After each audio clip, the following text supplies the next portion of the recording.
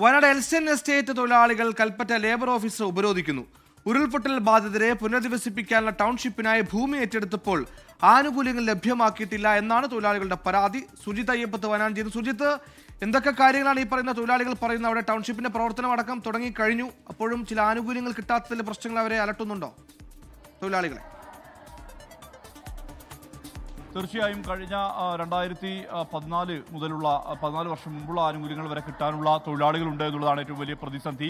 ഈ തൊഴിലാളികളുടെ കാര്യത്തിൽ എന്ത് നിലപാടെടുക്കും എന്നുള്ളതാണ് ഉയരുന്ന ചോദ്യം. അവർ നിരവധി സമരങ്ങൾ നടത്തി. ഒരു എസ്റ്റേറ്റ് ഏറ്റെടുക്കുമ്പോൾ സ്വാഭാവിക നീതിയാണ് അവർക്ക് അവിടെയുള്ള തൊഴിലാളികളെ പുനരധിവസിപ്പിക്കുക എന്നുള്ള കാര്യം, അതുമായി ബന്ധപ്പെട്ട കാര്യങ്ങൾ ചെയ്യുക, അവർക്ക് വേണ്ട തൊഴിൽ ആനുകൂല്യങ്ങൾ ലഭ്യമാക്കുക എന്നുള്ള കാര്യം. നിരവധി തവണ സമരം നടത്തിയതാണ് ഇവർ. എന്നിട്ട് പോലും ഒരു നടപടിയും ഉണ്ടാകാത്ത ഒരു പശ്ചാത്തലത്തിലാണ് ഇത്തരത്തിലൊരു സമരത്തിലേക്ക്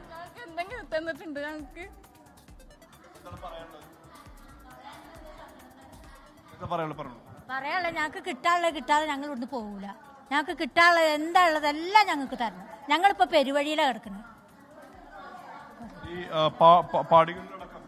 പാടികളിലാണ് ഞങ്ങളെ പാടി വന്നൊന്ന് കണ്ടോക്കി. പാടില്ല, ഞങ്ങളെ പൈസ എത്ര 10 വർഷത്തെ PF സർവീസ് ശമ്പളം എന്തെല്ലാം ആനുകൂല്യങ്ങൾ പട്ടിണിയാണ് അവിടെ ഉള്ളവർ കിടക്കുന്നത്. നിങ്ങൾ നിർബന്ധമായി അവിടെ വന്ന് ഞങ്ങളത് കിട്ടാതെ ഞങ്ങളിന്ന് ഇവിടുന്ന് പോവില്ല. അവസരമായി പോയി ഞങ്ങളൊരു അവസരം. ഞങ്ങൾക്ക് നയിച്ച പൈസ ഞങ്ങൾ ചോദിക്കണത് അതുകൂടി തരാൻ പറ്റാത്ത എന്താണ് ഞങ്ങൾ ചെയ്യുക? ഞങ്ങൾ ക്ഷമിച്ച് ഇനി ഞങ്ങൾക്ക് ക്ഷമിക്കാൻ പറ്റുന്നില്ല. ഞങ്ങൾക്ക് കയ്യൊന്നും ഞങ്ങൾ ക്ഷമിച്ച് ഓലിക്ക് വീട് വെച്ച് കൊടുത്ത് ഞങ്ങൾക്ക് എന്തെങ്കിലും ഒരു ആനുകൂല്യം കിട്ടുകയാണെങ്കിൽ ഞങ്ങൾക്ക് ഇത്ര ബുദ്ധിമുട്ടില്ലേനും അറിയാം. ഞങ്ങളിപ്പോ പെരുമ്പയിലായിക്കണ്. അത്രമാത്രം സങ്കടവും പ്രയാസവും ഉണ്ട്. കാരണം ഇവരെ സംബന്ധിച്ചിടത്തോളം ഇവരുടെ അവസ്ഥ എന്ന് പറയുന്നത് അത്ര മോശമായ സാഹചര്യത്തിലാണ്, അത്രയും മോശമായ അവസ്ഥയിലാണ് ഇവർ ജീവിക്കുന്നത്. സ്വാഭാവികമായും ഇതാണ് ഒരു പ്രതിസന്ധിയായി നിലനിൽക്കുന്നത്. ഇവിടെ ഇപ്പോൾ ലേബർ ഓഫീസിനകത്ത് ചർച്ച നടന്നുകൊണ്ടിരിക്കുകയാണ്. ഇതുമായി ബന്ധപ്പെട്ട ചർച്ച ഇവിടെ നടന്നുകൊണ്ടിരിക്കുന്നുണ്ട്.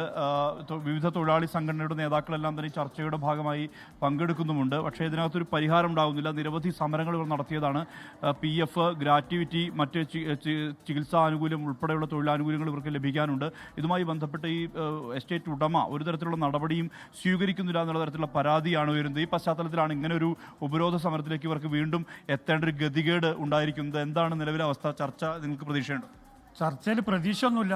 എന്നാൽ ഞങ്ങൾ കിട്ടാതെ പോകില്ല. ഞങ്ങളൊരു ധർണക്ക് അല്ല കളക്ടറേറ്റ് ഉപരോധമൊക്കെ ഞങ്ങൾ പ്രഖ്യാപിച്ചിട്ടുണ്ട്. അടുത്ത മാസം 2-ന് 300 തൊഴിലാളികളോളം ഇവിടെ ജോലി ചെയ്യുന്നുണ്ട്. അതിൽ 250 തൊഴിലാളികളോളം വേതനം കിട്ടാണ്ട് പിരിഞ്ഞു പോയവരും ഇപ്പോൾ LSTയിൽ ജോലിയില്ലാത്തവരും. ഞങ്ങൾ 4 മാസമായി ഇവിടെ ജോലിയില്ലാണ്ട് ഈ എസ്റ്റേറ്റ് സർക്കാർ ഏറ്റെടുത്തതിന് ശേഷം ഇവിടുന്ന് ലേബർ ഓഫീസറോ ഈ ഉദ്യോഗസ്ഥർ ആരും ഈ തൊഴിലാളികളെ തിരിഞ്ഞു നോക്കിയില്ല. ഞങ്ങളൊരു ഉപരോധം നടത്തിയതാണ്. പെട്ടെന്നുള്ളൊരു ഉപരോധമായിരുന്നു. ഞങ്ങൾക്കൊരു തീരുമാനമാകാണ്ട് ഇവിടുന്ന് ഞങ്ങൾ പിരിഞ്ഞു പോകുന്നതല്ല.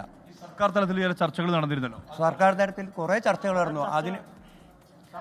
സർക്കാർ തലത്തിൽ ചർച്ചകൾ നടന്നിരുന്നു. അപ്പോൾ ചർച്ചകൾ പലതും നടന്നു. അതിനെക്കുറിച്ച് ഒരു അഭിപ്രായം ആരും പറയുന്നില്ല. തരാം ഒരു ഇതുമില്ല. സർക്കാർ ഇടപെട്ടിട്ട് ഒന്നും നടക്കുന്നില്ല. തൊഴിലാളികൾ പട്ടിണിയിലാണ്. ഇന്ന് വരെ സർക്കാരോ മുതലാളിയോ ഒരു പൈസ പോലും തൊഴിലാളികൾക്ക് തന്നിട്ടില്ല. അങ്ങനത്തെ ഒരു കാലാവസ്ഥയാണ്. ഞങ്ങൾ ഈ ഉപരോധം ഇവിടെ ഞങ്ങൾക്കൊരു തീരുമാനമാകാണ്ട് ഇവിടുന്ന് ഞങ്ങൾ പോയില്ല. ഞങ്ങൾ 300ഓളം തൊഴിലാളികളെ റോട്ടിലിറക്കി സർക്കാർ ബലം പ്രയോഗിച്ച് പുനരധിവാസത്തിന് ചൂരൽമലക്കും വേണ്ടി പുനരധിവാസം നടത്തുന്ന ഇന്ന് വരെ ഒരു പൈസ പോലും തരാതെ ഞങ്ങൾ ലേബർ ഓഫീസിൽ വന്നതാണ്. ഒരു മറുപടിയും തക്കതായ മറുപടി ഇല്ലാത്തതുകൊണ്ട് ഞങ്ങളിവിടെ തടഞ്ഞു വെക്കും. നിയമപരമായി തന്നെ മുന്നോട്ട് പോകണം. വളരെ മോശമാണ്. എന്തായാലും സുഹൈൽ, ഇവർ പറയുന്ന കാര്യത്തിൽ വലിയ ഒരു അവസ്ഥയുണ്ട്. വ്യക്തതയ്ക്ക് വേണ്ടി ചോദിക്കുകയാണ്, ഈ ടൗൺഷിപ്പിനായി സ്ഥലം ഏറ്റെടുക്കുമ്പോൾ ഇത്തരത്തിലുള്ള പെൻഷൻ, ഗ്രാറ്റുവിറ്റി, PF ഇതൊക്കെ കമ്പനി ഉടമകൾ നൽകേണ്ടതാണ്. ഈ കാര്യത്തിൽ തൊഴിലാളികൾക്ക് സർക്കാർ ഏതെങ്കിലും തരത്തിലുള്ള ഉറപ്പ് അന്നൊക്കെ നൽകിയിട്ടുണ്ടോ? ഇതുമായി ബന്ധപ്പെട്ട ചർച്ചകൾ നേരത്തെ നടന്നിരുന്നതാണ്. നിരവധി സമരങ്ങൾ നടന്നിരുന്നതാണ്. നേരത്തെ തന്നെ ഈ തൊഴിൽ ചട്ടങ്ങളൊന്നും പാലിക്കാത്തൊരവസ്ഥ ഈ എൽസൺ എസ്റ്റേറ്റ് മാനേജ്മെൻറ്റുമായി ബന്ധപ്പെട്ടുണ്ട് എന്നുള്ള ആക്ഷേപം പൊതുവെ ഉയർന്നിരുന്നു. ഈ പശ്ചാത്തലത്തിൽ ആ ചർച്ചകൾ ഇതുമായി ബന്ധപ്പെട്ട് നേരത്തെ നടന്നിരുന്നതുമാണ്. ആ ചർച്ചകളിലൊന്നും തന്നെ കൃത്യമായ രീതിയിലുള്ള തീരുമാനം ഉണ്ടായില്ല. നേരത്തെ തന്നെയുള്ള കുടിശ്ശികയായുള്ള തുക അടക്കം ഇവർക്ക് നൽകാനുണ്ട്. ഇതുമായി ബന്ധപ്പെട്ട ചർച്ച ഇപ്പോൾ ലേബർ ഓഫീസിൽ ഇപ്പോൾ നടന്നുകൊണ്ടിരിക്കുകയാണ്. തൊഴിലാളി സംഘടനാ നേതാക്കൾ ഇവിടെ എത്തിയിട്ടുണ്ട്. അവരുടെ നേതൃത്വത്തിൽ ഇപ്പോൾ ചർച്ച ചർച്ച നടന്നുകൊണ്ടിരിക്കുകയാണ്.